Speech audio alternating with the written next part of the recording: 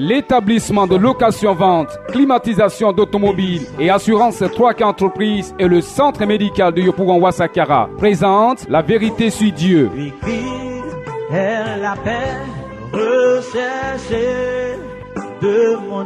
La Vérité sur Dieu, une émission qui permet aux enfants de Dieu de sortir des ténèbres par le rétablissement de la véritable doctrine laissée par Jésus le Christ. La Vérité sur Dieu est une conception, production et animation du frère Noël ACI tous les mardis de 15h à 16h30 sur Radio Amitié 100.1 FM. Pour participer à l'émission, 66 19 24 47 02 16 48 08. Seigneur, il a reçu le nom au-dessus de tout nom, et tout genou fléchira lorsqu'on parlera de l'agneau, et tout genou fléchira lorsqu'on parlera de l'agneau. Oh, il a reçu le nom au-dessus de tout nom. Il a reçu le nom qui surpasse tout autre nom. Il a reçu le nom qui surpasse tout autre nom, et il reçoit l'adoration qui surpasse toute autre adoration, il reçoit et il donne les bénédictions qui surpassent toute autre bénédiction.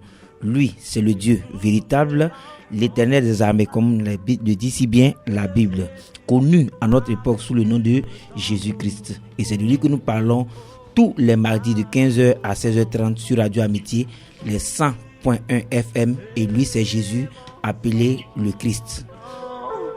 Oui, adorons Jésus, élevons son nom.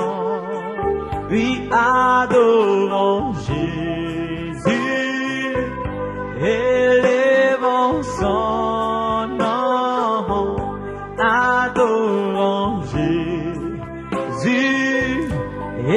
Oui, nous adorons Jésus-Christ à notre manière, mais comment? En essayant de donner véritablement ce qu'il a laissé comme enseignement aux apôtres et qu'il nous a transmis depuis des siècles, depuis plus de 2000 ans en tout cas. C'est pourquoi la semaine dernière, nous avons parlé du baptême. Pourquoi parler du baptême? Parce que nous avons vu que c'était, avant le baptême, le thème qui avait été retenu était l'Église. Et ça, c'était le mois dernier. L'Église, selon les Saintes Écritures, selon Hébreux 3, verset 6, nous dit-on, c'est le corps humain. Et ce corps humain, qui est le chrétien, a reçu un ordre de Jésus-Christ qui dit en Marc 16, 15 à 16, « Allez par tout le monde et prêchez la bonne nouvelle à toute la création.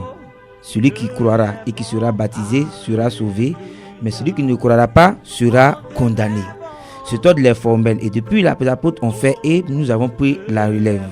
Mais aujourd'hui, le baptême, il se fait sous plusieurs formes. Le baptême, il prend un contour assez difficile à comprendre. Nous essaierons d'avoir le véritable contenu de ce mot fondamental pour les Saintes Écritures, en tentant d'avoir d'abord la bénédiction du mot baptême même. Quel enseignement spécifique faut-il recevoir avant le baptême? À quel âge peut-on recevoir le baptême? Le baptême se fait-il par aspersion ou par immersion?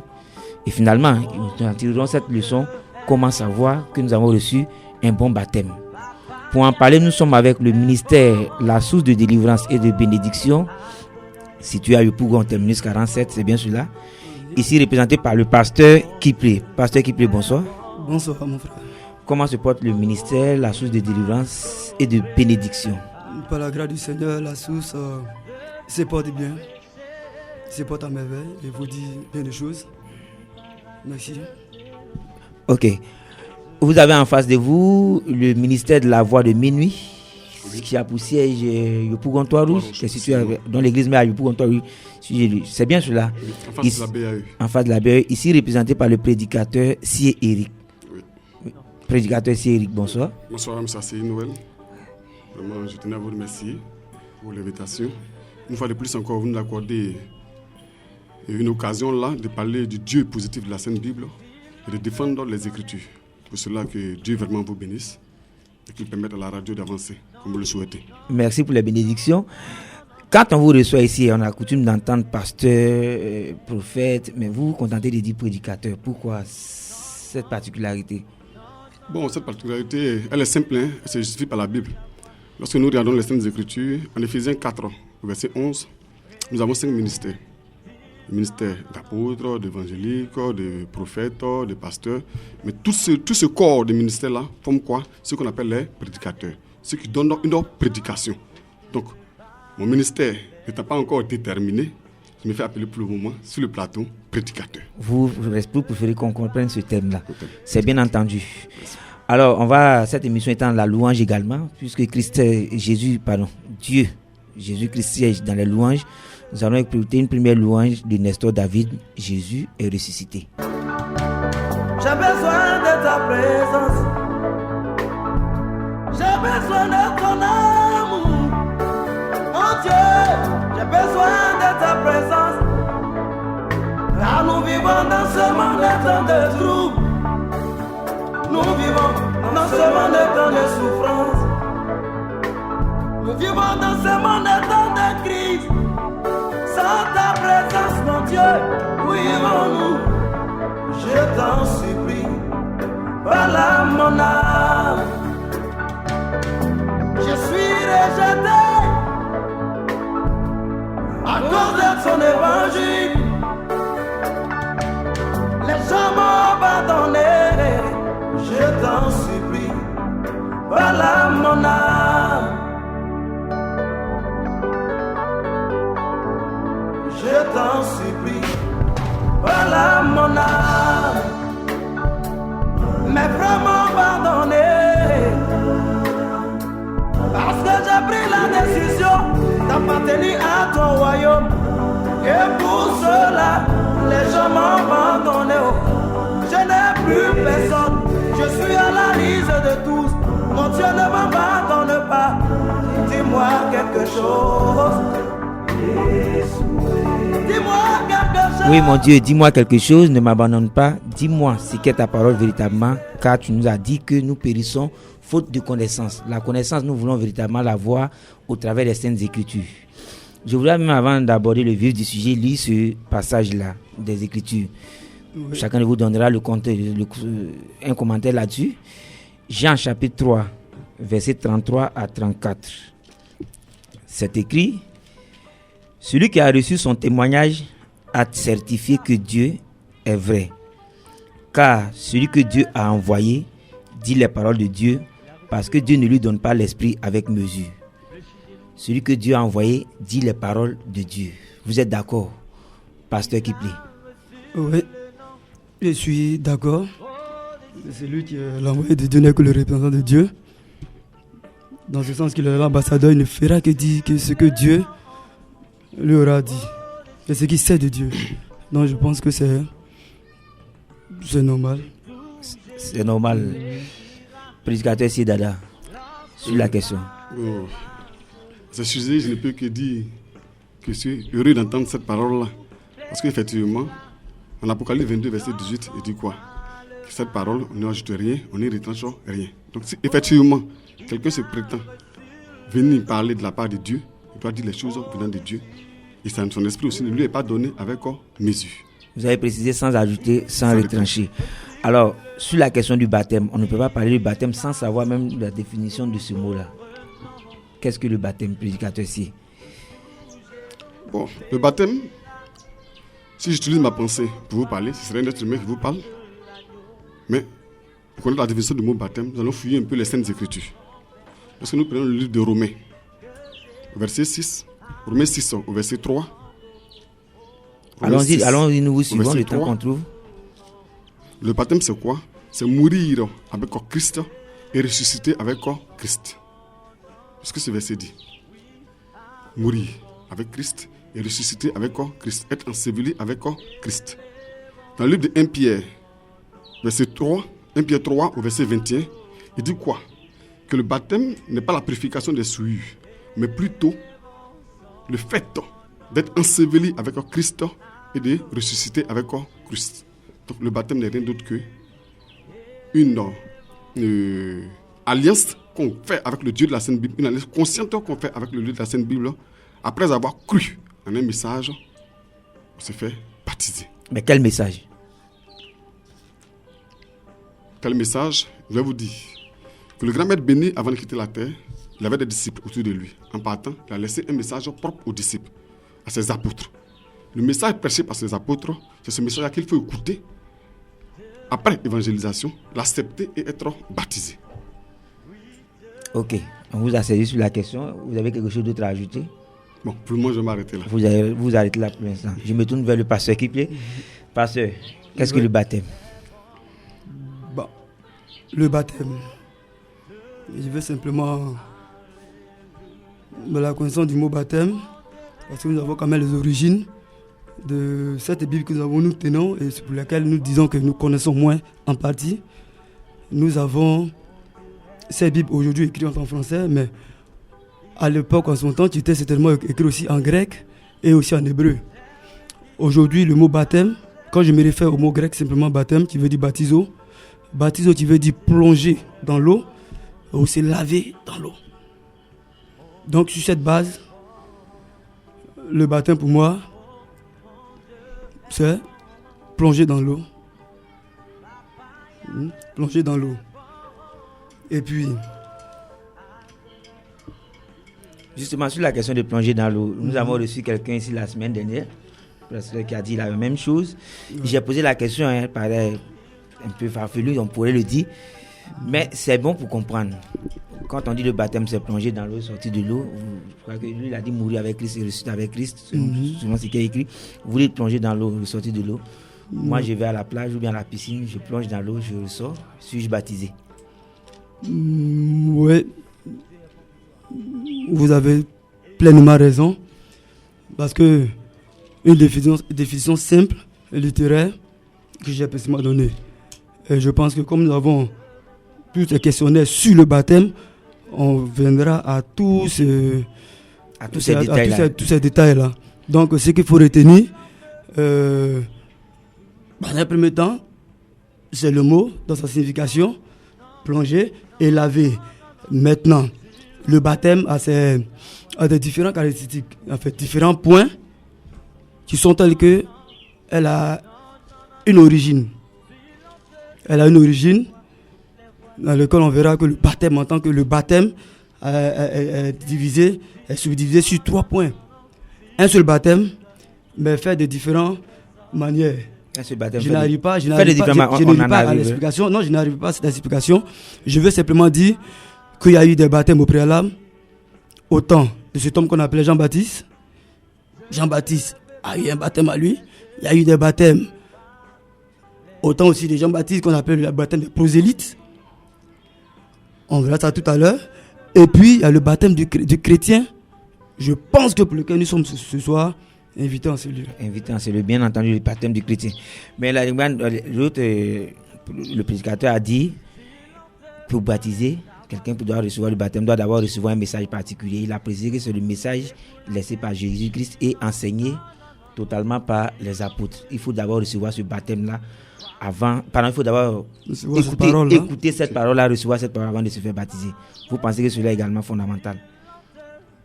Bon, je crois qu'on aura la réponse parce qu'il y a une question qui définit cela. Il y a une question qui définit cela. Voilà. Justement, sur la question du baptême également, j'entends, ou bien quand je vois dans les Écritures, il y a le baptême d'eau et il y a le baptême du Saint-Esprit.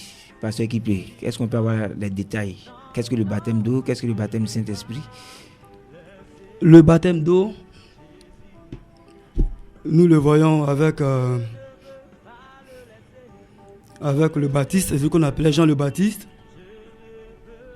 Celui-là même qui a fait le baptême d'eau qu'on appelle le baptême de la repentance. Le baptême de la repentance. Nous l'avons, excusez-moi, le baptême de Jean, le baptême d'eau, qui est le baptême de la repentance, que Jean fait connaître, quand Jean l'a fait faire. Et il y a le baptême de l'esprit. Le baptême de l'eau consiste à entrer dans le baptême de l'eau, plonger dans l'eau. Et le baptême de l'esprit consiste à parler de l'effusion en fait du Saint-Esprit. L'effusion du Saint-Esprit. Là où en acte où on parle de le Saint-Esprit est descendu à la Pentecôte, ainsi de suite, ainsi de suite. Voilà. Oui, je me tourne maintenant vers le prédicateur Dada. J'ai un peu des problèmes avec votre prédicateur, je suis plus habitué aux pasteurs, aux prophètes et autres prédicateurs. La Bible parle de baptême d'eau et de baptême de Saint-Esprit. Quelle est la spécificité de chacun de ces baptêmes-là? Bon, le baptême d'eau, comme le frère Kipé l'a dit, effectivement, on l'a vu dans la Bible en Matthieu 3 au verset 11. Matthieu 3 verset 11, Luc 3, 16 aussi. Où Jean-Baptiste faisait un baptême qu'on appelait le baptême d'eau. C'est un baptême de repentance.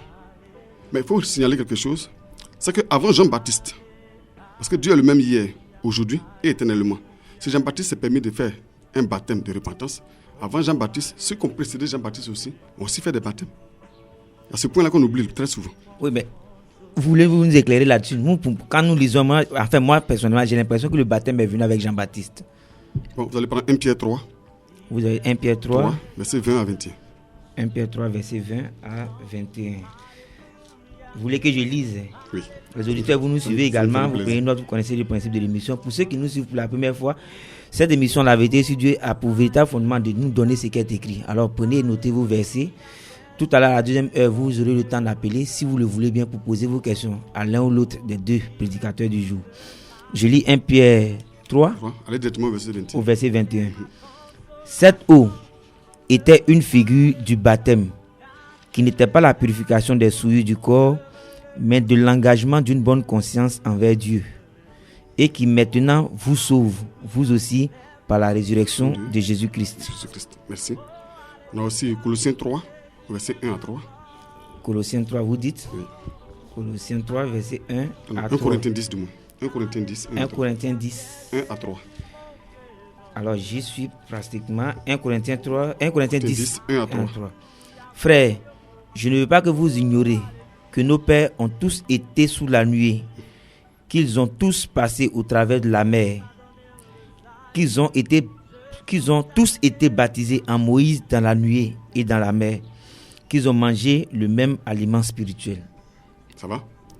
Donc quand on regarde ces deux versets, au vu de ces deux versets, on se rend compte que même avant Jean-Baptiste, il y a eu des baptêmes. Au temps de Noé, le déluge qui était tombé était une forme de baptême. À ce baptême-là, il y a eu 8 personnes qui ont été sauvées. On arrive au temps de Moïse. Le peuple d'Israël étant allé vers l'Égypte, a eu une nouvelle doctrine, une fausse doctrine. Moïse vient, il sort son peuple d'Égypte, et pour envoyer le peuple vers Canaan, il fait quoi? Il traverse la mer Rouge avec ce peuple, qui est aussi un symbole de baptême. Parce qu'ils ont traversé la mer Rouge. Ils ont traversé l'eau, donc c'est le baptême d'eau. La mer s'est ouverte, ils ont traversé totalement la mer. Ça veut dire quoi? Ils étaient en dessous de la mer, ils étaient immergés dans la mer, mais la mer n'était pas sur eux. C'était autour d'eux, mais ils ont traversé la mer. C'était comme ils étaient à l'intérieur de la mer. Et la Bible dit que c'était un baptême. Oui, c'est bien écrit au verset 2. C'était un baptême de repentance. Parce qu'ils quittaient une ancienne doctrine pour aller vers une nouvelle doctrine. Effectivement, le baptême d'eau, c'est le baptême de repentance. Jean-Baptiste a voulu commémorer cela. C'est pourquoi quand il est arrivé, ayant précédé Christ, il a commencé à baptiser les gens par l'eau, par immersion totale. Donc c'était le baptême de repentance. Comme aussi le frère Kipé l'a dit, quand le grand maître béni lui-même est arrivé, Jésus-Christ, il a dit à ses disciples, ne quittez pas Jérusalem, attendez-moi là. Ça c'est le livre d'Actes. Je monte vers le Père, je vous envoie l'Esprit consolateur qui vous conduira dans toute la vérité. Lorsqu'il est monté, après sa résurrection, l'Esprit consolateur est tombé sur eux. Ça devient le baptême du Saint-Esprit. C'est dans le livre d'Actes 2, verset 38. On voit le baptême du Saint-Esprit. Oui. Sur la question, sur ce chapitre-là, je vais poser une question. Jésus-Christ a fait descendre le Saint-Esprit directement ils ont reçu le baptême du Saint-Esprit. Maintenant, quand nous passons par l'eau et nous sortons, comment est-ce qu'on reçoit le Saint-Esprit? Jésus-Christ, quand il est venu, le ciel s'est ouvert, le Saint-Esprit est descendu. Les apôtres dans la chambre haute, il y a eu l'effusion du Saint-Esprit.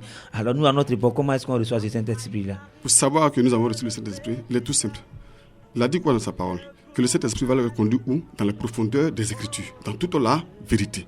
Donc celui qui a le Saint-Esprit, qui a reçu le baptême d'eau par immersion, qui veut savoir qu'il a le Saint-Esprit, n'a qu'à plonger ses regards dans la Bible. S'il est conforme à ce que les Écritures disent, s'il n'y ajoute rien, il n'y retranche rien, qu'il sache qu'il a le Saint-Esprit en lui. Parce que le jour de la Pentecôte, lorsqu'il y a eu effusion du Saint-Esprit, ils ont commencé à dire des choses, à parler d'abord dans des langues étrangères aux gens. ils ont commencé aussi à dire des choses qu'eux-mêmes ne connaissaient pas, venant d'une révélation du Saint-Esprit. Ils ont commencé à dire des choses qu'ils ne maîtrisaient pas auparavant. Mais qui se retrouvent dans la Bible. Qui se retrouvent dans la Bible. Ok. Donc la différence est faite, le baptême d'eau, vous avez commencé de l'Ancien Testament jusqu'au Nouveau Testament, le baptême du Saint-Esprit. On sait qu'on a reçu le baptême du Saint-Esprit quand on se conduit selon ce qui est écrit dans les Saintes Écritures. Pasteur Kiplé, sur la question, vous avez autre chose à ajouter avant qu'on passe à la deuxième question? Non, je suis parfaitement d'accord avec mon frère. Je suis parfaitement d'accord avec lui. Juste après le baptême d'eau, le baptême de la repentance, nous avons communément cette habitude de faire appel à plongée. Appel à plongée du baptisé dans l'eau. Quand nous ressortons de l'eau, nous avons communément cette habitude de faire encore une prière pour la personne, pour invoquer quand même le Saint-Esprit. Parce que nous regardons le baptême de Christ lui-même, qui est Dieu. Quand il est sorti de l'eau, le Saint-Esprit ne l'a pas trouvé dans l'eau. Le Saint-Esprit ne l'a pas trouvé dans l'eau pendant le baptême. C'est juste après le baptême d'eau, quand ça sortit du baptême d'eau, que le Saint-Esprit, que le ciel va s'ouvrir. Et nous allons voir que l'Esprit de Dieu va descendre comme une colombe sur Jésus. Ok, finalement. Et c'est cet esprit-là qui va conduire maintenant, qui va conduire ce baptisé-là à entrer dans la profondeur de la connaissance de la parole. Parce que sans l'Esprit du Seigneur, tu ne peux pas comprendre la parole. Sans l'Esprit du Seigneur, tu ne peux pas comprendre la parole en parlant de l'Esprit du Seigneur. Justement, avant d'envoyer quelqu'un au baptême, ça nous fait progresser. Nous sommes à la deuxième question. Quel enseignement spécifique faut-il donner à quelqu'un avant de l'amener au baptême? Bon, quand je prends un peu l'exemple de Actes chapitre 8, à partir du verset 26 à 38, je vois un peu l'histoire de diacre Philippe, qui fut enlevé en esprit et déposé auprès de l'eunuque éthiopien. La Bible dit que cet homme était dans une méditation, il n'arrivait pas à comprendre ce qu'il méditait. Il méditait un livre d'Ésaïe et il ne comprenait pas le message. Et le diable Philippe apparaît pour lui dire, mais est-ce que vous comprenez ce que vous lisez? Il dit, mais je vais comprendre comment? S'il n'y a personne pour m'expliquer cela. Cet homme n'avait pas le baptême. Il n'avait pas le baptême d'eau et il n'avait pas le baptême d'esprit. Donc il ne pouvait pas comprendre les Écritures. Il pouvait lire, mais il ne pouvait pas comprendre. Parce que quand l'Écriture n'est pas révélée, on ne peut pas la comprendre. On est prêt à la lire littéralement comme tout autre. Tu es là à l'école, tu sais lire, tu lis et puis c'est fini. Donc, le diacre qui avait le Saint-Esprit, qui avait reçu le baptême aussi et qui avait le Saint-Esprit, va lui dire, non, en fait, ce dont tu es en train de lire on ne parle pas d'un animal là comme tu le vois. On dit non, cet homme, comment on appelle, c'est un agneau qui a été conduit à l'abattoir, il se laisse tondre et puis manger, il ne comprend pas, il voit que c'est du charabia. Donc il a des problèmes là. Et le diacre va lui dire non, ça, on est en train de parler de la bonne nouvelle. Et qu'est-ce qu'on appelle la bonne nouvelle? Quand on regarde en 1 Corinthiens 15, à son verset 1 à 4, là on nous parle de la bonne nouvelle. Cette bonne nouvelle que la pauvre femme et la femme Marie de Magdala est venue annoncer. Tu as simplement dit Jésus mort, crucifié, enseveli et ressuscité. Voici la bonne nouvelle. Donc je pense que l'enseignement que je peux donner à quelqu'un, qu'on doit donner à quelqu'un, c'est de lui annoncer la bonne nouvelle. La nouvelle de Christ crucifié, enseveli et ressuscité. Dans un premier temps, déjà, s'il croit à cela, parce que la foi de ce qu'on entend, et ce qu'on entend doit venir de la parole du Seigneur. Et la foi qui sauve, c'est Christ ressuscité, la résurrection de Christ. Donc sur cette base, je pense déjà que sur cette base, avec l'unique, avec, comment on appelle ça, le baptême qui a été fait à cet homme-là, l'unique éthiopien, sur la base de cette parole, je crois qu'avec cette parole simple, on peut déjà aller au baptême. Je vais reprendre ma question. Je vous ai suivi, je nous suivre. Je vais vous faire comprendre ma pensée. Moi, je viens, je vous rencontre aujourd'hui. Vous me parlez de Jésus-Christ. Vous m'avez fait donner une exhortation. Je dis, c'est vrai, Jésus-Christ est bon. C'est mieux que je le suive pour sauver mon âme. Aujourd'hui même. Et je vous dis, à l'heure là, je vais être baptisé. Vous me baptisez? Sur la base de cette parole, acte 8, toujours, je baptise. Mais si si il a été convaincu, il a cru, il a même posé la question, mais je crois, est-ce qu'on peut me baptiser? Il dit, mais si vous croyez de tout votre cœur, on vous baptise. Alors, mais pourquoi est-ce qu'on fait des coups de baptême, des coups de base, etc. Les coups de base rentrent dans le sens de Matthieu 28, verset 19. Allez faire de toutes les nations des disciples. Faites de toutes les nations des disciples. Baptisez-les. Faites de toutes les nations des disciples. Tout ce que nous allons recevoir par la suite ne seront que des coups de disciples là. La connaissance, et qui va nous faire grandir dans le Seigneur. Parce que la vie dans le Seigneur, on commence, mais on va en profondeur dans la connaissance du Seigneur. Celui qui est entré tout de suite dans l'église, ou celui à qui on a parlé de Jésus tout de suite, il comprendra ce qu'on vient de lui dire tout de suite, mais il ne pourra pas tout comprendre. Et au fur et à mesure, on fera de lui un disciple dans les enseignements. Mais je pense bien. Je ne nie pas le fait que moi-même, dans ma mission, je prends 3 mois, 2 mois, 3 mois pour donner des cours sur le baptême, où je donne beaucoup d'enseignements. Mais je me dis que là, c'est possible, on peut baptiser automatiquement celui qui croit et qui confesse Jésus comme Seigneur Sauveur personnel. On peut le baptiser. On peut le baptiser, comme on peut aussi faire connaître, donner aussi des enseignements approfondis avant de et puis faire. Après encore le faire. Mais des deux cas, je pense que j'ai pas de problème dans ce sens. Prédicateur, c'est sur la question, quel enseignement faut-il recevoir, sinon quel enseignement spécifique faut-il donner à quelqu'un avant de le baptiser? Bon, merci bien, monsieur Assey Noël. Moi, je pense que la Bible est claire. En Marc 16, verset 15 à 16, il dit quoi? Que celui qui aurait cru, celui qui croit, qui accepte d'être baptisé, c'est celui-là qui sera sauvé. Celui qui ne croit pas ne sera pas sauvé. Pasteur qui va donner de suite un verset, Matthieu 28, verset 19. Allez, faites de toutes les nations des disciples. Baptisez-les et enseignez-leur ce que je vous ai prescrit. Il a donné encore un autre exemple. Quand on prend Acte 8, l'exemple de l'eunuque éthiopien, qui était assis dans son char, qui lisait le livre d'Ésaïe, qui n'arrivait pas à comprendre le livre d'Ésaïe. Le diacre Philippe a été envoyé par le Saint-Esprit directement vers l'eunuque éthiopien. Il a commencé à lui donner l'explication du livre qu'il ne comprenait pas. Sur le champ, il lui a demandé, tu crois que ce que je t'ai dit est la vérité? Il dit, oui, je crois fermement. Est-ce qu'il n'est pas possible que je sois baptisé? Et il a été baptisé. On continue encore la lecture. Dans le livre de Actes 2, à partir du verset 38, Pierre, étant devant des gens, devant une assemblée, où il y avait plusieurs personnes, il a commencé à évangéliser, il a commencé à annoncer la bonne nouvelle, la résurrection de Christ. Sur le champ, ceux qui ont cru ont été baptisés en Acte 2, verset 41. On parlait de 3000 personnes. Si on regarde un peu encore les Écritures, Paul, dans Acte 19, à partir du verset 5, il est devant les anciens disciples de Jean-Baptiste. Il a dit, mais effectivement, vous prêchez bien. Ce que vous dites, c'est la pure vérité. C'est le même message que moi je prêche. Mais lorsque vous avez été baptisé, est-ce que vous avez reçu le Saint-Esprit? Il dit non. On n'a même pas entendu qu'il y a un Saint-Esprit. Qu'est-ce qu'on doit faire? Donc, rebaptisez-vous. Sur le champ, ils ont été rebaptisés. Donc, je veux dire que la Bible est claire. Elle s'explique elle-même d'elle-même. Tout à l'heure, le pasteur qui a dit que de la manière littéraire, aucun être humain sur cette terre ne peut interpréter la Bible ou l'expliquer. Elle doit être révélée. Mais la révélation que la Bible nous donne, au vu de tout ce que les apôtres ont fait, ils ont évangélisé, les gens ont cru.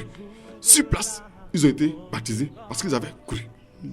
D'où nous vient maintenant cette envie d'aider Dieu en formant des gens, peut-être 1 an ou 2 ans, en faisant les cours de baptême. Alors, lui n'a pas dit 2 ans, il a dit 3 mois. Bon. Non, c'est en fait, c'est pas des délais, je dis. C'est pas un délai formel. Voilà, c'est pas un délai formel. On peut le faire, comme je l'ai expliqué, au même moment que la personne a cru, comme mon frère me rejoint là. On peut le faire au même moment. Comme je peux me faire un programme pour dire, bon, dans ce mois de décembre, je vais baptiser et je ferai mon programme de baptême. J'ai baptisé des gens. Donc, par rapport à ça, il y aura un premier groupe, ceux qui viendront s'ajouter, même à la dernière journée. Si un vient, qui croit comme ce truc éthiopien, on le fera baptiser ce jour aussi. C'est pour dire que non, la question de temps n'a pas de problème en fait. Le prédicateur, s'il va m'excuser, je vais me tourner rapidement vers le pasteur qui prie, parce que ce qu'il dit suscite quelque chose. Vous donnez un verset qui me vient de m'interpeller. Marc 16, 15 à 16. Celui qui croira et qui sera baptisé sera sauvé. Ça veut bien dire, pasteur, que si la personne n'est pas baptisée, il n'est pas sauvé. Prêchez la bonne nouvelle à toute la création. Celui qui croira et qui sera baptisé sera sauvé. Donc si quelqu'un n'est pas baptisé, il n'est pas sauvé. Non, ça c'est encore un sujet. C'est encore un sujet. Un sujet. Je crois qu'on le retrouve. On le retrouvera, je crois. On le retrouvera pour l'instant. Le temps que vous trouvez, je vais me tenir vers lui parce que ça m'interpelle parce que je dis quoi. Si le baptême conditionne la vie de l'âme après la mort physique, n'est-il pas dangereux que on donne, pendant, je vais me répandre, auditeur, excusez-moi, quelqu'un veut être sauvé. On dit, bon, il faut attendre 3 mois. Au bout de 2 mois et demi, il décède. Est-ce qu'il est sauvé? Merci mon frère Anseli. C'est en cela même que je voulais en venir, sincèrement. Quand le pasteur dit qu'on peut baptiser automatiquement, comment donner d'abord une formation? La Bible est claire. La Bible dit qu'on doit baptiser, pas qu'on peut, on doit baptiser automatiquement quelqu'un qui croit fermement que ce que nous venons de dire est la vérité. Je prends mon cas par exemple, j'ai fait une évangélisation au Koweït. Je commence à évangéliser, les gens passent, certains s'arrêtent, m'écoutent. Et à la fin de mon évangélisation, pendant que j'étais dans mes choses, un jeune s'approche de moi. Ah, vraiment, regardez, excusez-moi, ce que vous venez de dire là, je me rends compte que c'est écrit noir sur blanc et que c'est la pure vérité. Est-ce que je ne peux pas être baptisé? Mais j'ai fait quoi? Je sais qu'au Koweït, il y a de l'eau. Les conditions climatiques sont adéquates. Je prends le jeune, je l'envoie au bord de l'eau, je le baptise. C'est ce que la Bible demande. Bon, je crois que une fois que la personne a cru, elle reçoit le baptême. Sur la question, il n'y a pas véritablement d'opposition. Lui, il a dit qu'on peut attendre, on peut l'attendre. Vous avez un verset biblique, mais il y a quelque chose de fondamental. Le temps étant avancé, on va revenir là-dessus. Quand on retourne dans Matthieu 28, si vous l'avez devant vous, je voudrais que vous l'ayez tous devant vous. Matthieu 28. Je crois que c'est le dernier livre de Matthieu. Matthieu 28, voilà. Vous me faites apprendre beaucoup à cette émission. J'en profite bien. À partir du verset 19, c'est écrit: allez faire de toutes les nations des disciples, les baptisant au nom du Père, du Fils et du Saint-Esprit, et enseignez-leur à observer tout ce que je vous ai prescrit. Baptisés au nom du Père, du Fils et du Saint-Esprit. Mais quand j'ai lu les Actes des Apôtres, et ça a été révélé à cette émission, les apôtres ont baptisé au nom de Jésus-Christ. Prédicateur Sié, pourquoi cela? C'est tout simple. Baptisé au nom du Père, du Fils et du Saint-Esprit. Comme nous avons les Écritures devant nous, on sait lire, on sait écrire. Nous allons regarder au nom du Père, le O. AX, AU, simplement. Il n'y a pas de X à la fin. Non, il n'y a pas de X. Au nom du Père, du Fils, du Saint-Esprit. Le Père, ce n'est pas un nom. Le Fils, ce n'est pas un nom. Le Saint-Esprit, ce n'est pas un nom. Donc le Père, le Fils, le Saint-Esprit, ces 3 attributs-là ont un nom. Quel est ce nom? Comme le pasteur Kipé l'a dit tout à l'heure, la Bible se révèle. Après effusion du Saint-Esprit, c'est cette révélation que les apôtres ont reçue. Ce nom-là n'était rien d'autre que le maître qui était avec eux, qui était Jésus-Christ. C'est pourquoi ces apôtres ont baptisé au nom de Jésus-Christ. À voir ces 2 versets, on a l'air de croire que les 2 versets se contredisent. Mais en réalité, ils ne se contredisent pas. Ils attestent encore que la parole de Dieu se révèle et non s'interprète. Elle se révèle plutôt. Elle se révèle. Donc le Père, le Fils et le Saint-Esprit, c'est Jésus-Christ. Jésus-Christ. Donc les apôtres ont raison de baptiser au nom de Jésus-Christ. Pleinement raison de baptiser au nom de Jésus-Christ. Pasteur, sur la question, les apôtres ont-ils raison ou ont-ils failli à ce niveau-là? Les apôtres ont raison de faire le baptême au nom de Jésus. Les apôtres ont raison. Quand je me réfère à Romains 6, verset 3 à 6, Romains 3, verset 3 à 6, et puis Acte 2, verset 38, je comprends. On va le lire rapidement. Vous voulez qu'on lise Romains 6? Voilà, Romains 6. Romains 6, rapidement, je trouve. À partir du verset 3, vous avez dit: ignorez-vous que nous tous qui avons été baptisés en Jésus-Christ, c'est en sa mort que nous avons été baptisés. Nous avons donc été ensevelis avec lui par le baptême en sa mort, afin que comme Christ est ressuscité des morts par la gloire du Père, de même nous aussi, nous marchons en nouveauté de vie. En effet, si nous sommes devenus une même plante avec lui par la conformité à sa mort, nous le serons aussi par la conformité à sa résurrection. sachant que notre vieil homme a été crucifié avec lui, afin que le corps du péché fût détruit, pour que nous ne soyons plus esclaves du péché. Oui, voici Paul, et Paul, celui qu'on appelait le prédicateur des païens, qui était envoyé vers les païens, révèle que non, c'est au nom de Jésus que nous baptisons. Parce qu'au préalable, j'avais dit, quand on a dit qu'est-ce que c'est que le baptême, j'avais commencé par dire que dans le baptême, on avait plusieurs facettes dans le baptême. Mon frère avait souligné même dans l'Ancien Testament du baptême au travers de la mer. Ce baptême-là, je parle aussi du baptême des gens. Et en Matthieu 3, verset 6, le baptême des gens qui est le baptême de la repentance. Je parlais aussi par la suite le baptême des prosélytes. Les prosélytes, c'est qui? C'était des étrangers qui avaient la croyance des Juifs. Et ils avaient les baptêmes. Et nos apôtres qui parlent du baptême chrétien, nous chrétiens. Parce que quand on parle du baptême du christianisme, le baptême du chrétien, le chrétien a apparu quand? Apparu quand l'acte des apôtres après la mort de Christ. Oui, vous parlez du baptême des prosélytes. Y a-t-il une différence entre ce baptême-là et le baptême du chrétien, comme vous le dites bien? En fait, c'est le baptême de Jean, plus le baptême des prosélytes, qui va venir renforcer notre baptême de chrétien ici. Parce que le baptême de Jean, c'est comment on appelle ça? La repentance. Le péché n'étant pas pardonné. Parce que Christ n'est pas encore mort. Parce que sans effusion de sang, il n'y avait pas de pardon de péché. Et dans l'Ancien Testament, quand on parle d'effusion de sang, dans l'Ancien Testament, on parlait du sang des animaux. Or, le sang des animaux était un symbole pour venir couvrir le péché, mais n'effaçait pas le péché. Donc, le péché n'était pas effacé. Donc, quand on se réfère au baptême de Jean, c'est la repentance simple. Mais le péché n'était pas pardonné. Et le baptême des prosélytes? Le baptême des prosélytes, c'était le baptême... les prosélytes, c'était simplement des étrangers qui ne peuvent pas prier avec les autochtones, les juifs. Ils ne peuvent pas être dans une même assemblée. Donc, ils sont hors. Mais ils regardent ce que font les juifs. Et ils essaient d'imiter. Parce qu'ils ont la même croyance, ils ont la même foi. Donc, ils essaient d'imiter leurs rites. Les rituels, les rites, leurs cérémonies. Donc, ils essaient de faire comme eux. Mais tout ça revient à dire c'est simplement des baptêmes de repentance. Mais maintenant, nous parlons du baptême là où le péché est carrément effacé. Et là où le péché est effacé, on ne parlera que du baptême au nom de Jésus.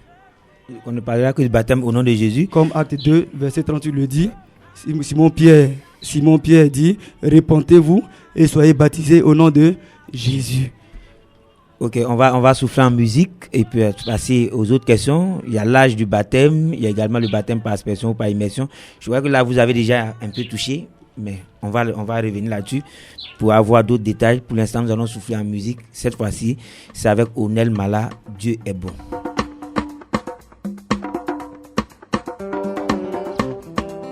Ouais. Mon Dieu est bon pour moi. Yeah.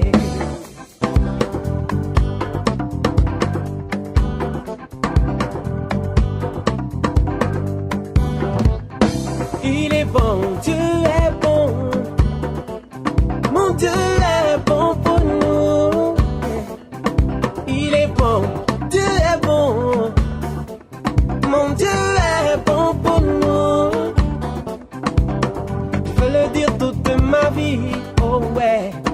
Il est bon, Dieu est bon. Et je te le dis si tu m'entends, oh ouais. Il est bon, Dieu est bon. Ah, dis-le.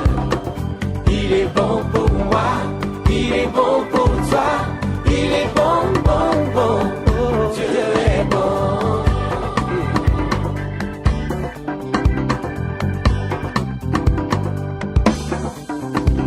Il vit à jamais. Mon Dieu vit à jamais. Il vit à jamais. Mon Dieu vit à jamais. Je veux le dire toute ma vie, oh ouais. Il vit à jamais. et son amour est éternel. Oh ouais, il vit à jamais. Dis-le. Il vit pour moi, il vit pour toi, il vit, oh, à jamais.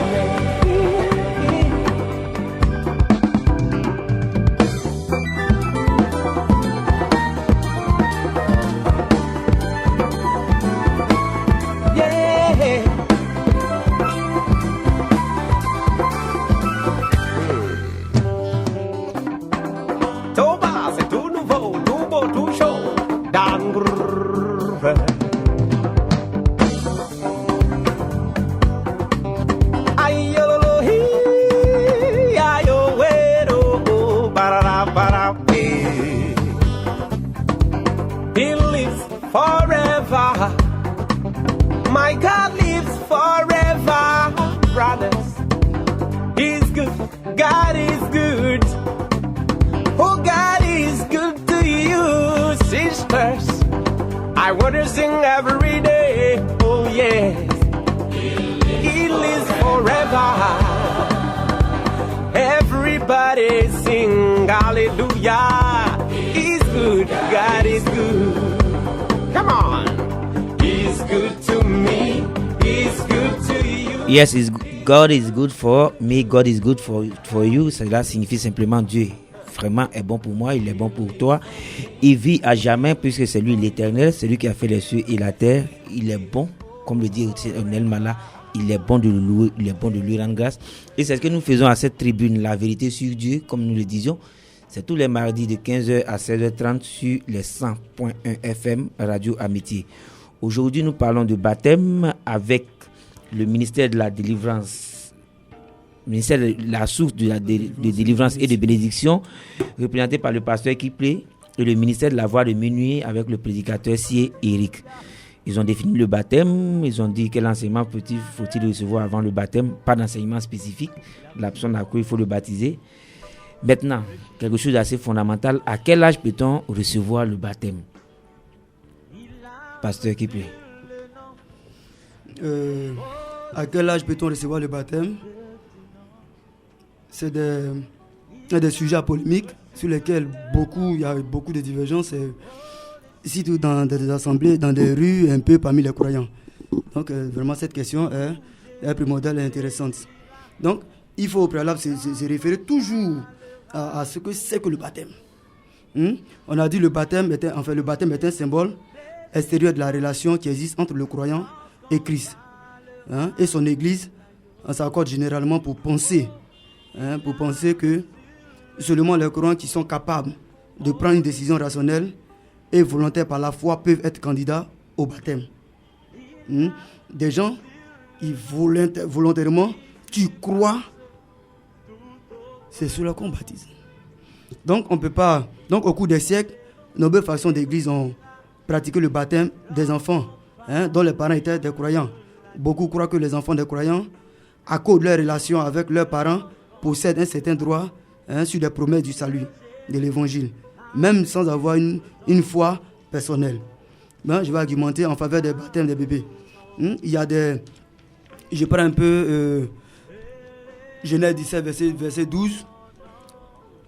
Genèse 17, verset 12, qui parle de la circoncision, que beaucoup confondent au baptême. Parce que moi, la circoncision, dès qu'on naît, c'est à 8 jours. Le mâle qui naît à 8 jours, on le circoncie. Lui, il n'a pas bien de foi. Il n'a pas bien de dire j'ai la foi, j'ai pas la foi, il a entendu l'évangile, il n'a pas entendu l'évangile. Un mâle, il est circoncis. Mais or, quand on parle de baptême, j'ai aussi un exemple ici aussi, que je vais souligner rapidement. Excusez-moi. On comprend aussi souvent très mal aussi Acte 6, verset 31. Acte 6, verset 31. Acte 6, verset 31. Je vais le lire rapidement.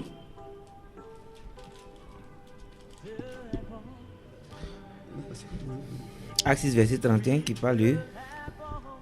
Acte 6, verset 31. Allons-y. Je lis. Moïse, voyant cela, fut étonné de cette apparition et comme il s'approchait pour examiner la voix du Seigneur, se fit entendre. Non, excusez-moi, je suis. Vous êtes dans Acte 7, 31. Acte 6, même pas 31. Je dis Acte. Voilà. Acte 6, 30. Non. Acte 6 s'arrête au verset 15. Au verset 15. Excusez-moi. Acte 16. Acte 16, vraiment, excusez-moi. Acte 16, verset 31. Acte 16, verset 31. 31 à 34. Paul et Silas. Je lis Paul et Silas répondit, crois au Seigneur Jésus et tu seras sauvé, toi et ta famille. Voilà, voici cette croix et tu seras sauvé, toi et ta famille. Donc, dans la base charnelle, on pense que la famille, on pense que comme le Père a cru dans la maison et que même les autres enfants même ne croient même pas, ils n'ont même pas Jésus, même le bébé même qui est là, il peut déjà se faire baptiser sous la foi de papa qui est chrétien, ou bien de l'un des parents qui est certainement chrétien. Donc, on comprend mal un peu, comme on avait dit au commencement, on comprend mal un peu l'évangile. Mais ce n'est même pas, mais c'est mis croire et tu seras au Seigneur Jésus-Christ, au Seigneur Jésus, pardon, et tu seras sauvé, toi et ta famille. Ce n'est pas marqué, fais-toi baptiser tes enfants. En fait, c'est ce que je vois. Crois c'est parce que et tu seras sauvé, toi et ta famille. Crois et tu seras sauvé, toi et ta famille. Donc, je disais que quand on voit le côté famille, on voit déjà le côté famille. Et on voit le côté famille, si l'un des parents dans la maison est chrétien, est baptisé et qu'il a Christ, qu'il est sauvé, on prend ce passage-là pour dire, bon, toute la famille, automatiquement, par le salut du Père, tous les enfants sont sauvés. Par le salut du Père qui est pasteur, les enfants aussi sont sauvés. Donc, on peut, par mes connaissances, prendre tout ça et puis faire baptiser des enfants. Mais je veux simplement arriver à ce point pour dire que non, on ne baptise que celui que tu crois. On ne baptise que celui que tu auras cru. Or, pour croire, il faut avoir quand même un certain âge. On peut pas définir l'âge correctement, mais on peut pas être bébé. Il faut quelqu'un qui est conséquent, qui peut entendre, qui peut écouter, qui peut comprendre et qui peut accepter. On vous a compris, on va avoir l'avis du prédicateur. Si du ministère de la Voix de minuit sur la question, à quel âge doit-on recevoir le baptême? Effectivement, cette question est au centre de plusieurs polémiques au niveau des religions dites chrétiennes en Côte d'Ivoire. Donc il est très important vraiment qu'on en parle. Lorsque j'ouvre les scènes des Écritures, on va prendre 1 Pierre 3, verset 21. On a déjà lu 1 Pierre 3, vous voulez verset 21, on va le relire. Il y a un passage sur lequel on n'a pas 1 Pierre 3. appuyé l'accent. Cette eau était une figure de baptême, qui n'est pas la purification des souillures du corps, mais l'engagement d'une bonne conscience envers Dieu, et qui maintenant vous sauve, vous aussi, par la résurrection de Jésus-Christ. Voilà, on parle d'une bonne conscience. Engagement d'une bonne conscience. Ça veut dire qu'il faut atteindre au moins l'âge de conscience. Et quand on regarde aussi, dans Marc 16, à partir du verset 15 jusqu'au verset 16, on dit quoi? Il faut croire avant d'être baptisé, pour être sauvé. Alors que croire, ça veut dire quoi? Il faut avoir la foi. En Romains 10, au verset 18, on dit quoi? La foi vient de ce qu'on entend, et ce qu'on entend vient des paroles de Dieu. Mais un enfant qu'on baptise, qu'a-t-il entendu pour qu'il soit baptisé? C'est ça le problème, c'est ça le hic. On prend un enfant, par exemple, qui a 7 ans ou 8 ans, qui ne sait même pas lire son livre de lecture, à plus forte raison une Bible.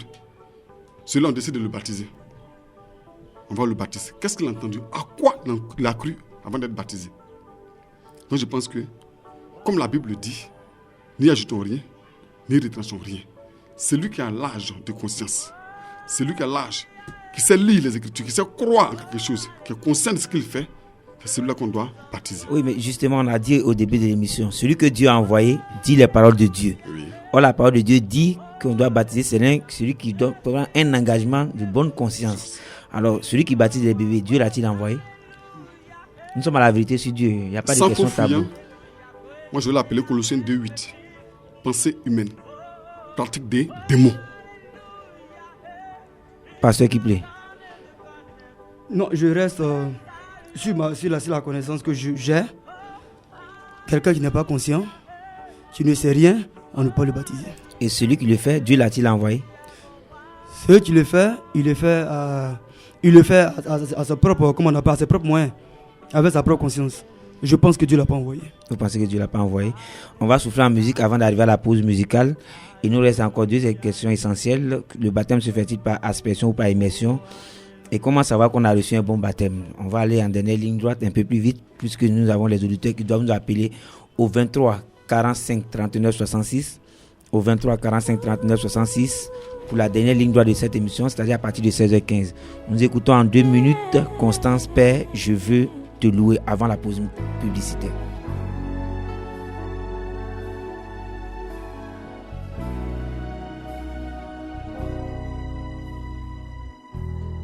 Tu es le Dieu de ma vie. En toi j'ai trouvé le salut.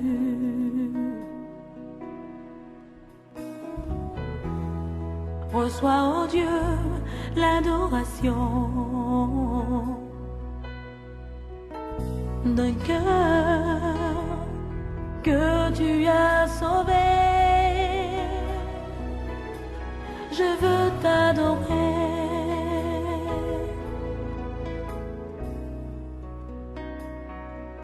Oh, je veux t'adorer.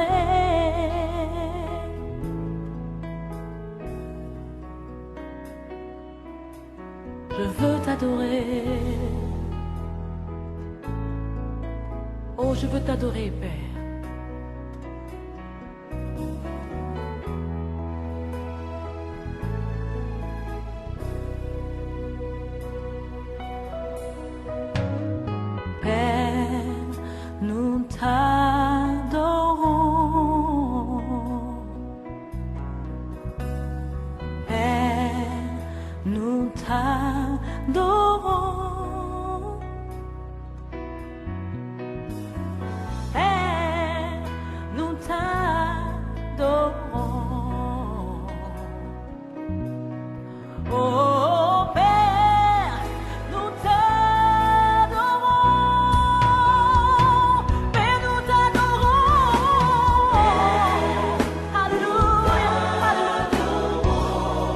Je suis Onel Mala, c'est encore moi, sur Radio Amitié qui te dit, les gens, s'ils t'aiment, tant mieux, s'ils ne t'aiment pas, tant pis pour eux, mais plus important, qui fera ton bonheur, c'est l'amour de Dieu pour toi. Eh, c'est sur les 100.1 que ça se passe, Jésus est dans la place, ne zappe pas.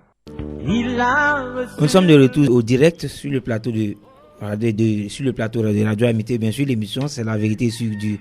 Et je rappelle que nous parlons de baptême aujourd'hui. Qu'est-ce que j'ai? Avec le ministère La Source de Délivrance et de Bénédiction, représenté par le pasteur Kiplé, et le ministère de la Voix de Minuit qui a pour siège l'église de Yopougon-Trois-Rouges, l'église mère, disons, représenté ici par le prédicateur Sié Eric. Nous avons vu ce que c'est que le baptême. Le baptême, c'est être plongé dans l'eau et ressorti de l'eau. C'est l'engagement d'une bonne conscience envers Christ, comme ils l'ont dit. Ils ont spécifié qu'il y a le baptême d'eau, donc pour être plongé dans l'eau, et le baptême du Saint-Esprit, la venue du Saint-Esprit. Le prédicateur Siedada a surtout précisé que le baptême du Saint-Esprit, comment savoir qu'on a reçu le Saint-Esprit, c'est qu'on soit conduit par ce qui est écrit noir sur blanc dans la Bible, sans ajouter, sans retrancher, car selon Apocalypse 22, verset 18, celui qui ajoute ou celui qui retranche est frappé de malédiction. C'est bien cela, si je crois ce que vous avez dit, vous le reprenez. Quel enseignement faut-il recevoir avant le baptême? Le pasteur Kiplé a dit qu'il n'y a pas d'enseignement spécifique, mais dans son assemblée, il prend soin dans certains cas de prendre souvent 2 mois, souvent 3 mois, cela dépend, mais il n'y a pas de temps fixé, il n'y a pas d'enseignement spécifique. Après la prédication, le baptême peut être donné. Le prédicateur de l'église de Trois-Rouges a surtout insisté pour dire qu'il n'y a pas de temps à attendre. Dès que quelqu'un croit, c'est le même jour, doit être baptisé selon Acte 8, 36 à 38, selon Acte 2, 37 à 41, selon Acte 19, verset 5 également. Il a également cité Marc 16, 15 à 16. Au nom de qui doit-on baptiser? C'est clair, c'est vrai, Matthieu 28, 19 a dit baptiser au nom du Père, du Fils et du Saint-Esprit. Le prédicateur Siddhartha a expliqué le Père, le Fils et le Saint-Esprit ne représentaient qu'une seule et même personne qui est Jésus-Christ sous 3 attributs différents, mais Jésus-Christ qui jouait plusieurs rôles. si j'ai bien saisi. Et le pasteur qui a confirmé que c'est Jésus-Christ, comme l'a fait les apôtres, et c'est ce que les apôtres ont fait que nous devons faire. Donc, baptisons au nom de Jésus-Christ. À quel âge peut-on recevoir le baptême? Il a dit que c'est l'âge de la conscience. Un enfant ne comprend rien, il n'a rien écouté. Alors, il ne peut pas recevoir le baptême. Le prédicateur ici, Dada, a confirmé pour dire que selon 1 Pierre 3, 21, c'est l'engagement d'une bonne conscience envers Christ. Et selon Marc 16, 15 à 16, il faut croire. Or, un enfant qui n'est pas en âge de raisonner, comme selon cette expression, un enfant de 7 ans qui ne peut même pas lire son livre de lecture ne peut pas comprendre la Sainte Bible. Surtout que la foi vient de ce qu'on entend.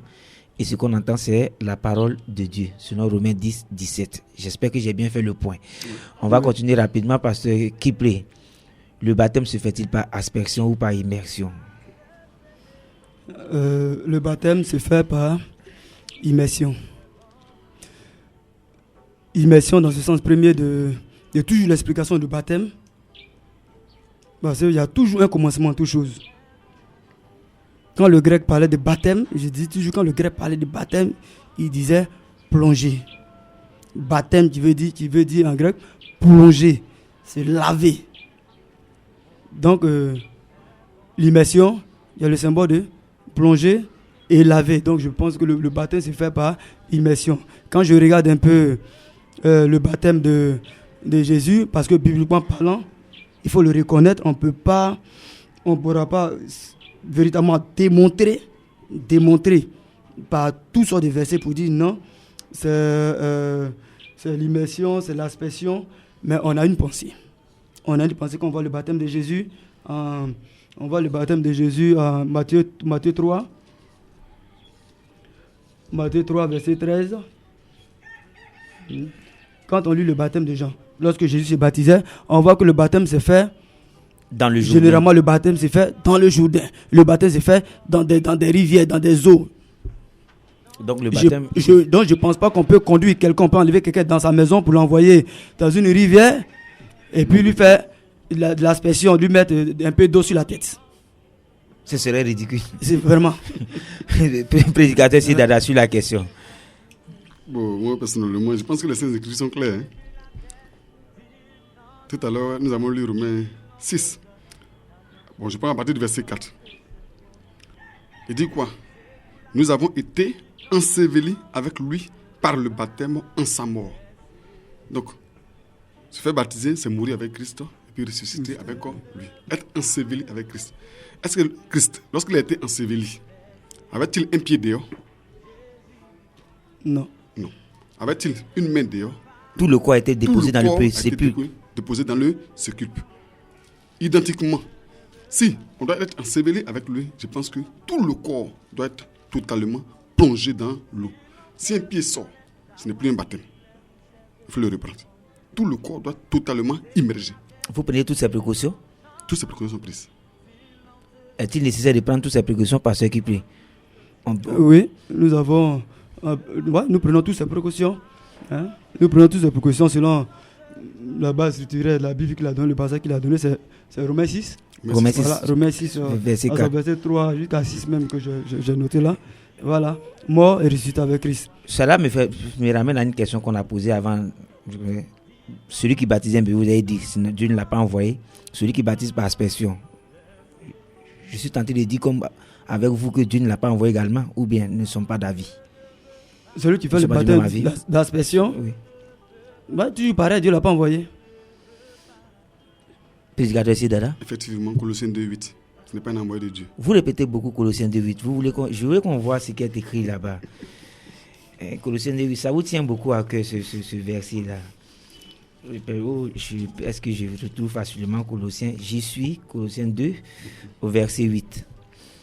Prenez garde que personne ne fasse de vous sa proie par la philosophie et par une vaine tromperie, s'appuyant sur la tradition des hommes, sur les rudiments du monde et non sur Christ. Donc c'est lui qui baptise par aspersion, alors que Christ demande à ce qu'on baptise par immersion. De qui est-il là inspiré? C'est à vous de nous répondre. Du diable. Ok, on va aller rapidement avec la dernière question. On a vu le baptême, la définition, quel enseignement faut-il recevoir, à quel âge peut-on recevoir le baptême? Le baptême se fait-il par aspersion ou par immersion? Prédicateur ici, dans tout cela, comment savoir qu'on a reçu un bon baptême? C'est là même la question fondamentale. Comment savoir que nous avons reçu un bon baptême? Nous allons prendre un passage de Matthieu. Matthieu 16. Non, pas Matthieu 16. Matthieu 16 au verset 18. Matthieu 16, verset 18, vous avez dit. Oui. Et moi, je te dis que tu es pierre, et que sur cette pierre, je bâtirai mon église, et que les portes du séjour des morts ne prévaudront point contre elle. On peut continuer un peu la lecture. Je te donnerai la clé du royaume des cieux, et que ce que tu liras sur la terre sera lié dans les cieux, et ce que tu délieras sur la terre sera délié dans les cieux. C'est le grand maître béni qui sort cette phrase-là à l'endroit de son disciple qui est Pierre. Il dit à Pierre que je te remets à toi, Pierre, la clé du royaume des cieux. Ce que tu liras sur cette terre sera lié dans les cieux. Ce que tu délieras sur cette terre sera délié dans les cieux.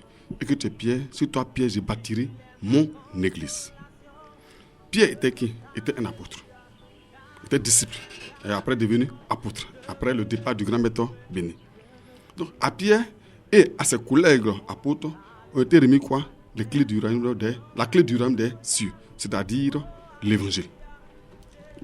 C'est à eux qu'a été remis l'évangile.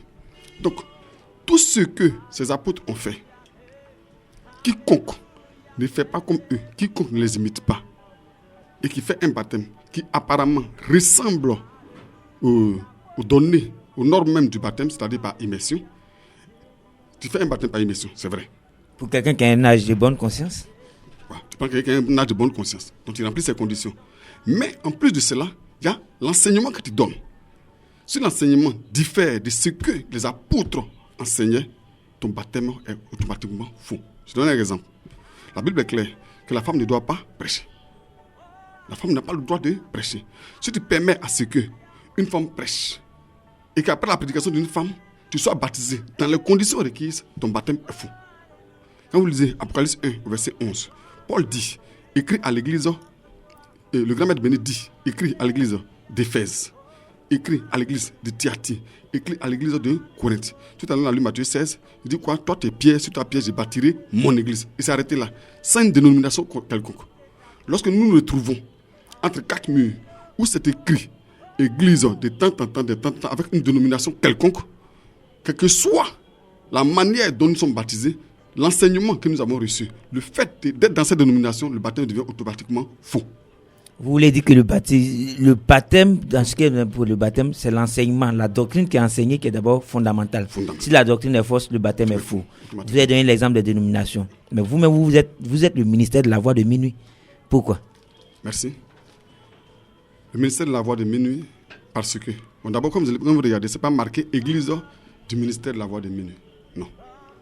Parce que oui, j'ai dit que vous êtes l'église, mais c'est l'église de Yopougon, Trois-Rouges. Maintenant, pourquoi ministère de la voix de minuit? Ministère de la voix de minuit, parce que chaque envoyé de Dieu, chaque homme, chaque personne qui vient parler de la part de Dieu a sa place dans la Bible. Il y a une référence forcément qu'il annonce. On prend le cas de Jean-Baptiste. Jean-Baptiste est venu en tant que précurseur de Christ. Il est venu avant Jésus-Christ. Quand on lui a demandé qui es-tu, il dit non, je suis la voix qui prêche dans le désert.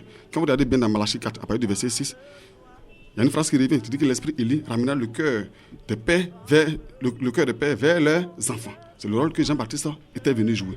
Donc, à chaque époque, Dieu envoie un de ses enfants sur terre qui vient parler de sa part.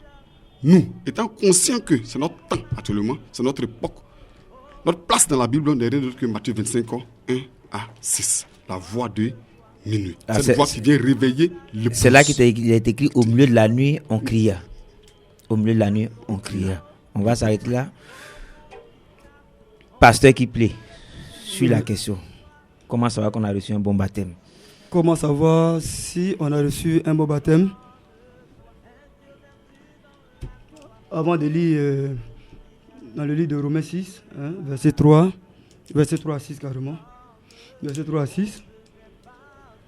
Allons-y. Je lis. Ignorez-vous que nous tous, Ignorez-vous que nous tous avons été baptisés en Jésus-Christ. C'est dans sa mort que nous avons été baptisés. Est-ce qu'on ignore cela? Non, nous n'ignorons pas cela. Nous avons donc été ensevelis avec lui par le baptême en sa mort, afin que comme Christ est ressuscité des morts par la gloire du Père, de même que nous aussi, nous marchions en nouveauté de vie. En nouveauté de vie. En effet, si nous sommes devenus une même plante avec lui, par la conformité à sa parole, nous le serons aussi par la conformité à sa résurrection. Sachant que notre vieil homme a été crucifié avec lui, afin que le corps du péché soit réduit à l'impuissance. Lucas 6, j'ai dit. Allez-y. Sachant que notre, verset 6, sachant que notre vieil homme a été crucifié avec lui, afin que le corps du péché soit réduit à l'impuissance, pour que nous ne soyons plus esclaves du péché. Voici ce que j'appelle le véritable baptême. On avait quand même touché à ça, dans l'exposé de tout à l'heure, on avait quand même touché un peu à ça. Le véritable baptême, mourir avec Christ, être enseveli avec lui et ressusciter avec Christ. Je rappelle, j'ai dit aux auditeurs que le 23 45 39 66 est ouvert. Le 23 45 39 66, ils peuvent essayer de nous joindre pour poser leurs questions. Pendant que nous continuons d'interroger les auditeurs, il a parlé d'enseignement. Il a dit que l'enseignement est fondamental. Il a cité des points précis. Par exemple, l'enseignement de la femme. Quand on est un ministère où il y a une femme qui est chargée de la prédication, puisque la Bible le défend, le baptême, tout ce qui suit concernant le baptême est faux. Êtes-vous d'accord? Bon, quand je prends Acte 1 à son verset 8, il voit que l'effusion du Saint-Esprit est descendue.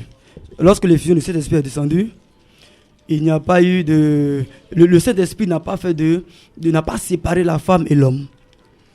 Parce que nous sommes des témoins. Nous sommes des témoins.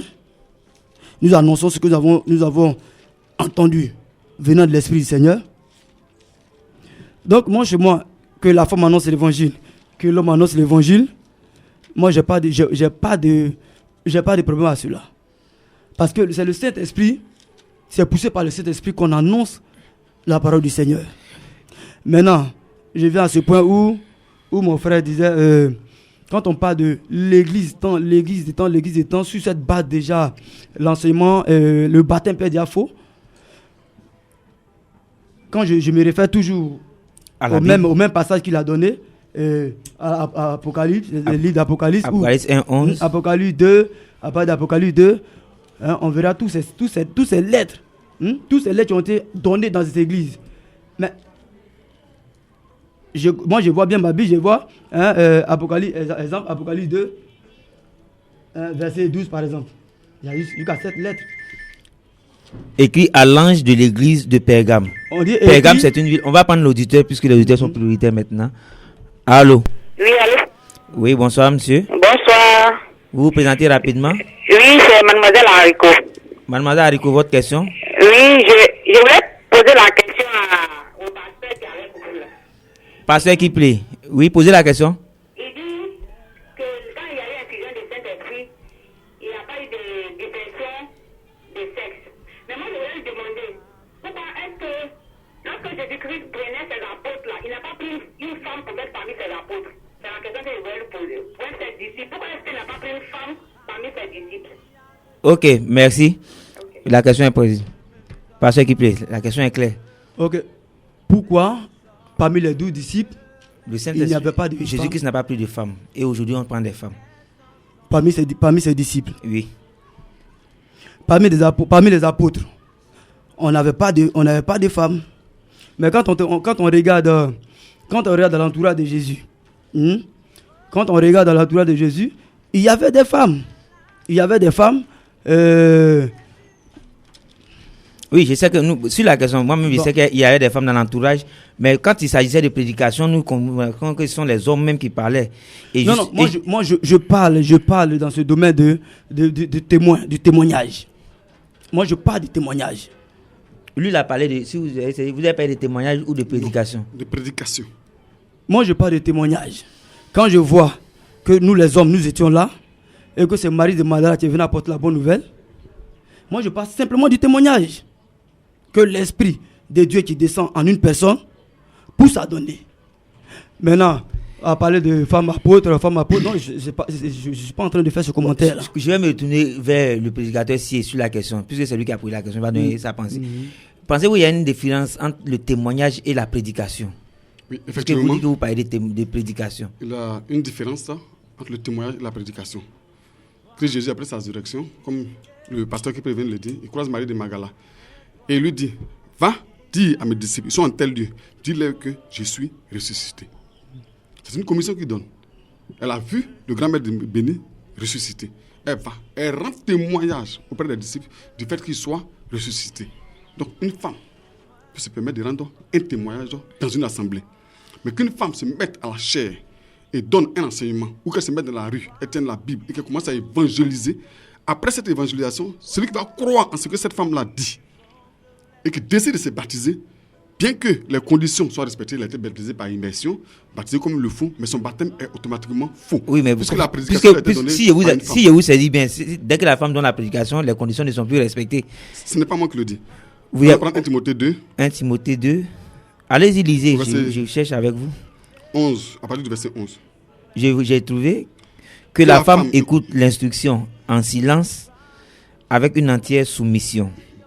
Je ne permets pas à la femme d'enseigner ni de prendre de l'autorité sur l'homme, mais elle doit demeurer dans le silence.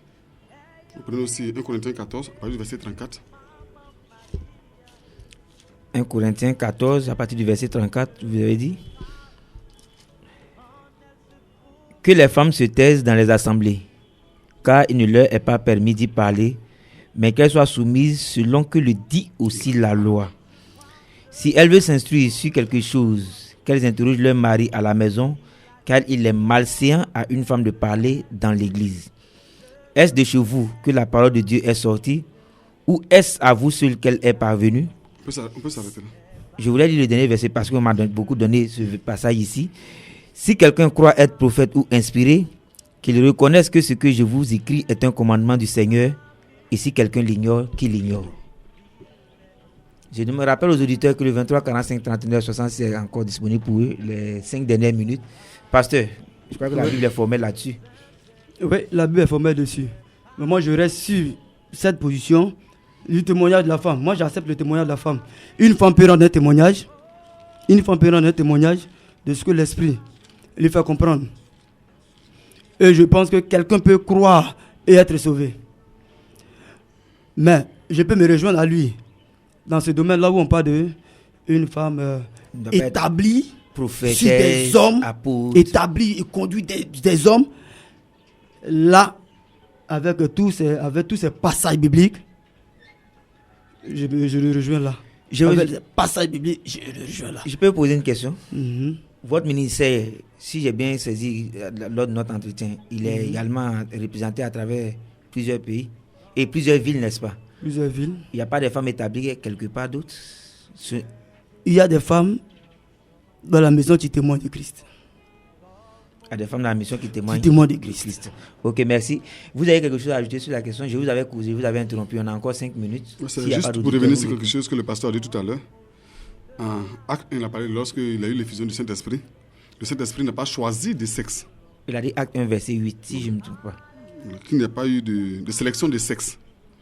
Effectivement, il n'y a pas eu de sélection de sexe, puisqu'ils étaient tous assemblés. Ils étaient plusieurs là. Et on dit quoi? Ils ont commencé, dans Acte 2, ils ont commencé à parler en différentes langues. Voilà. Ce que je voulais faire remarquer au pasteur, c'est que après l'effusion du Saint-Esprit, effectivement, ils ont commencé à parler en différentes langues. Le parler en langue, comme la Bible dit, est un don. Une femme peut avoir un don de prophétie, mais pas une prophétesse. Là, c'est différent aussi. Elle peut avoir un don de parler en langue, un don de guérison. Donc, l'effusion du Saint-Esprit peut permettre à la femme au moins de savoir qu'elle a un don en elle. Le don qui est en elle, qui est endormi, se réveille lorsqu'il y a effusion du Saint-Esprit. Elle commence à parler en langue, ou si elle a un don de guérison, elle commence à imposer la main au malade et les malades guérissent. Donc, le fait d'avoir un don ne lui donne pas le droit, bibliquement parlant, de se mettre à la chair et d'enseigner. Je vois que si la question est d'accord avec vous. Non, j'ai dit que je suis entièrement d'accord. Parce que quand je parle de témoignage, je crois qu'on me rejoint.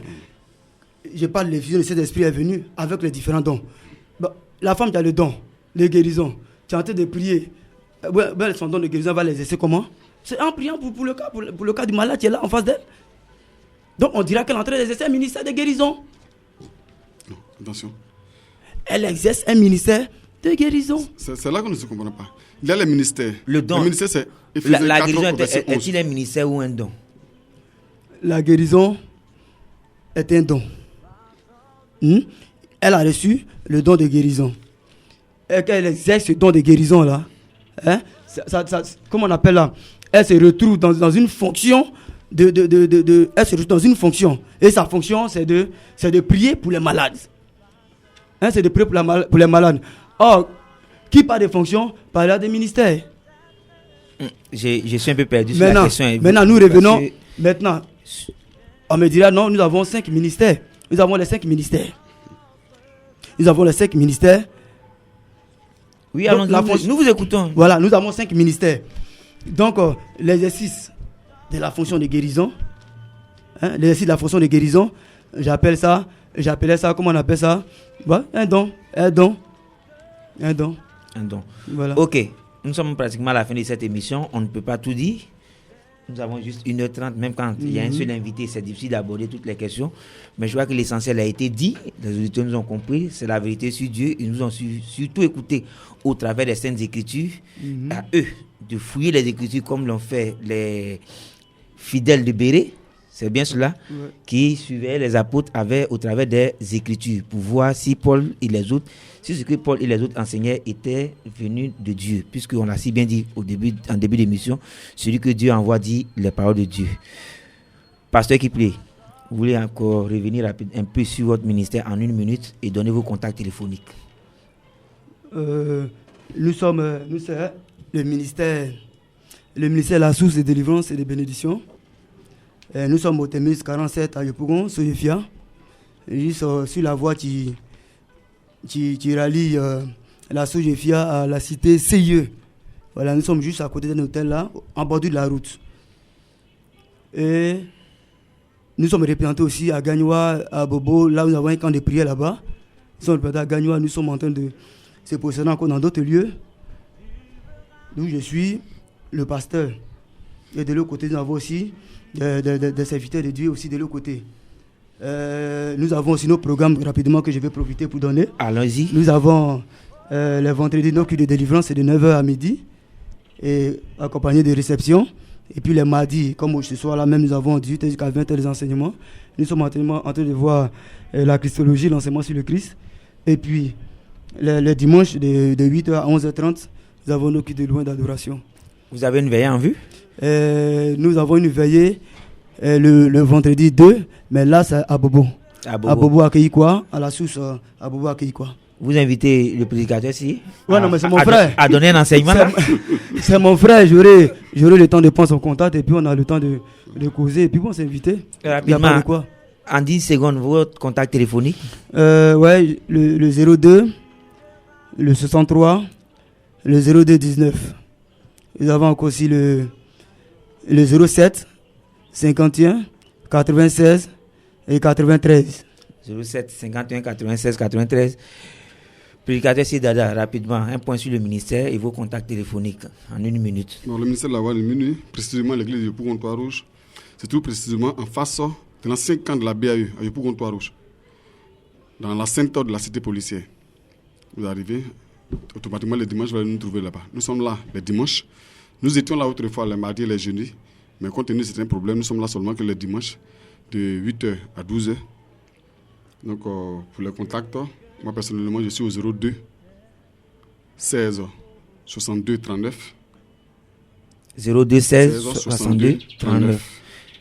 Et j'ai aussi un autre contact, le 02 16 70 10. 02 16 70 10. Merci à vous, chers auditeurs. Merci de rester fidèles à cette émission. Je peux vous annoncer déjà que nous recevons quelqu'un d'assez connu sur la place, le révérend Goudalé, qui est maintenant le pasteur Goudalé, qui viendra nous parler de ce changement, de ce que Dieu a opéré en lui et de ce qu'il veut transmettre à tous les auditeurs de Radio Amitié, surtout à toute la population ivoirienne. Nous nous quittons, même à mon même fidélité. Rendez-vous mardi prochain sous le coup de 15h